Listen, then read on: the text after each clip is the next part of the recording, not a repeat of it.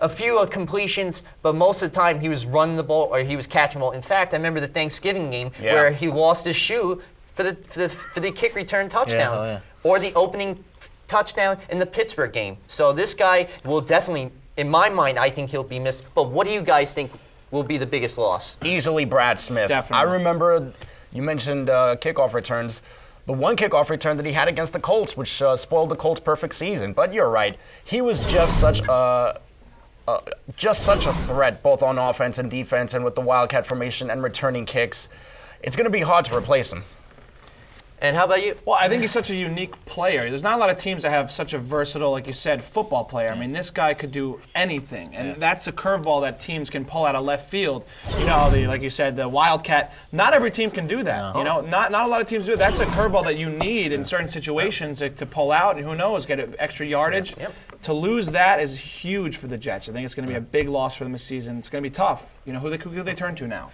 And you know what, to be honest, Brad Smith, if you want to go to the frozen tundra of Western New York, go ahead. You're going to be begging, I think, one day for the Jets to take you back. Believe me, because you're on a team, no offense, that is a proverbial loser, and especially the last 2 years since the Ryan regime has begun.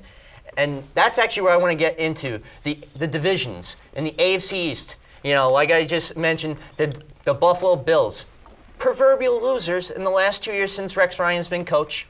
The Dolphins, the dark horse.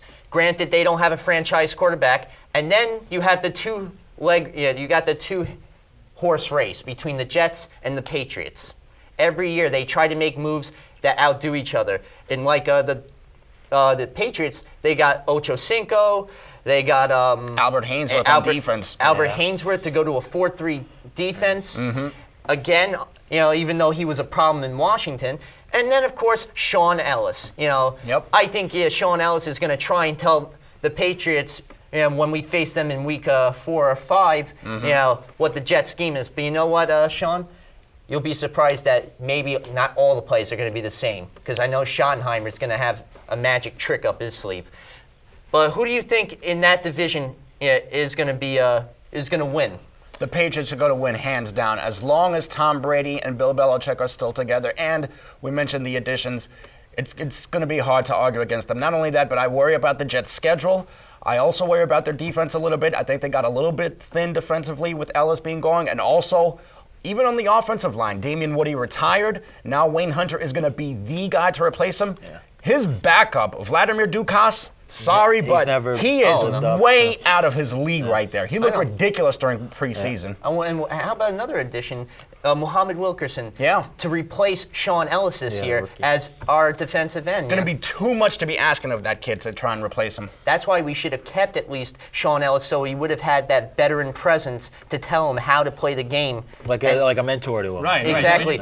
The same way that Kyle Wilson is getting from Darrelle Revis this year, you know, sort of a mentorship. That could have been a very good case and would have been prudent of the Jets to give Ellis more money. But anyway, and I know with the Patriots too, you got deep threats. You got Wes Welker, you got Aaron Hernandez, you got Ben Jarvis Green. They're going to be 11-5, maybe 12-4. I mean, Brady always seems to find a way to win games. He doesn't turn the ball over. But I think the Jets will be right up there with them. They'll be 10-6. They'll definitely make the playoffs. The Jets-Patriots games are going to be highly competitive as always. I think they're going to be very fun to watch. Paul, you mentioned earlier, you predicted a Jets Super Bowl appearance. I did. If they're going to do that, they have got to start getting a home playoff game. I mean, granted, they win them the on the last road. 2 years they went to the AFC title game. On the road.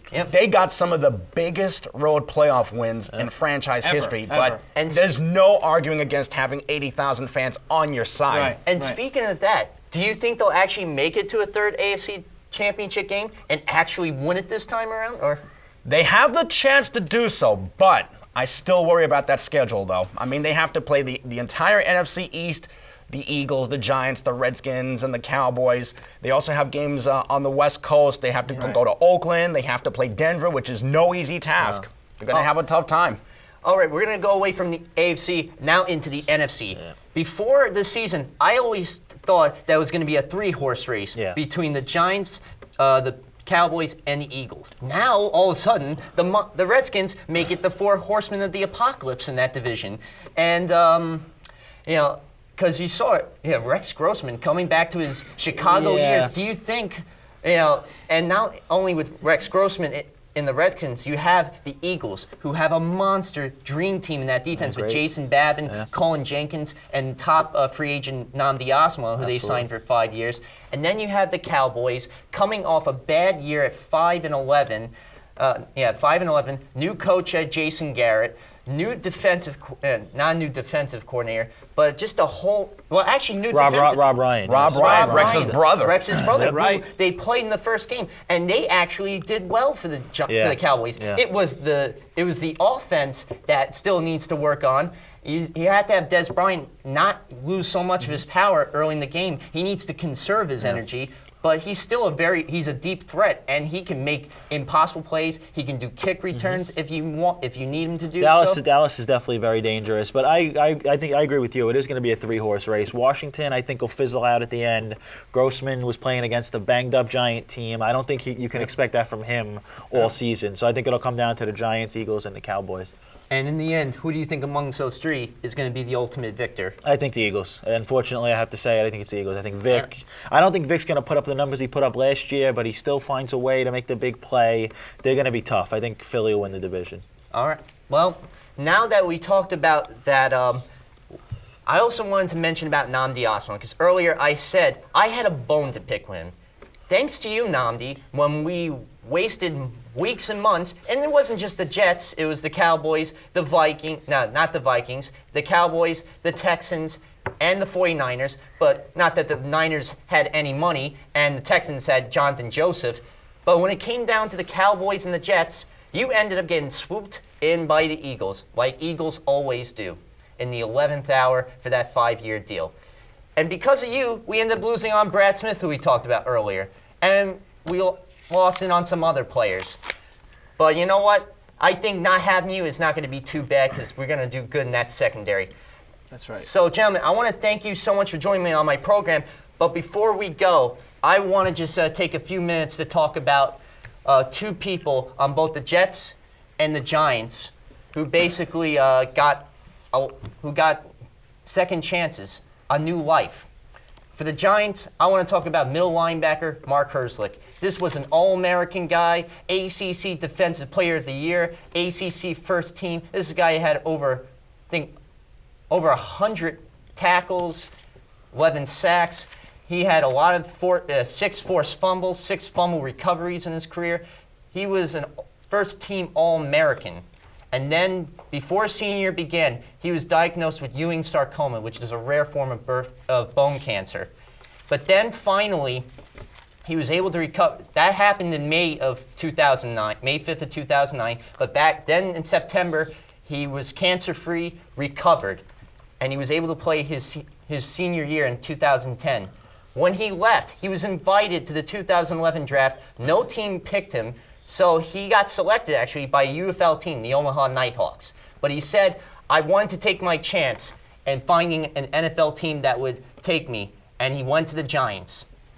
And you know what? The Giants knew that, and I think he even knew that this was going to be a long shot.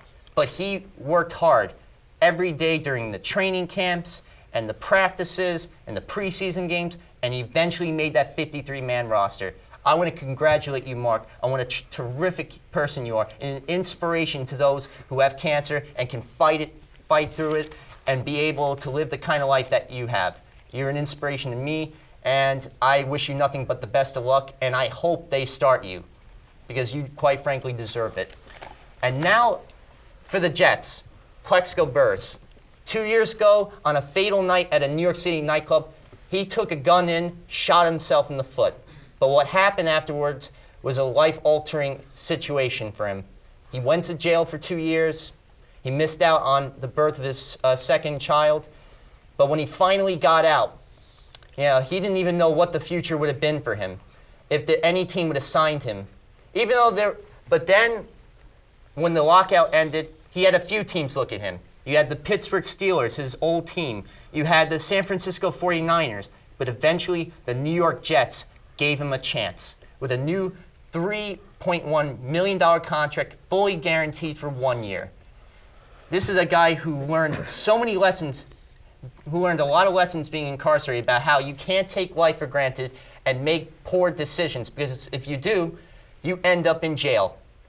But like Michael Vick, even though the guy did horrible things to animals, I don't know if I could quite frankly forgive, but the guy came out, he had a breakthrough year as a quarterback, and I think this year for Plexico Burress, he's going to do the same thing. He's going to return back to the Giants' 2007 Plexico Burress and make huge touchdowns and make huge catches, and he's going to be a red zone threat that a lot of teams are not going to see coming. Well, ladies and gentlemen, thank you so much for watching my program today here on Community Television. I'm Eric Rosen saying good day and good night here, and stay tuned for the next episode of Eric's View.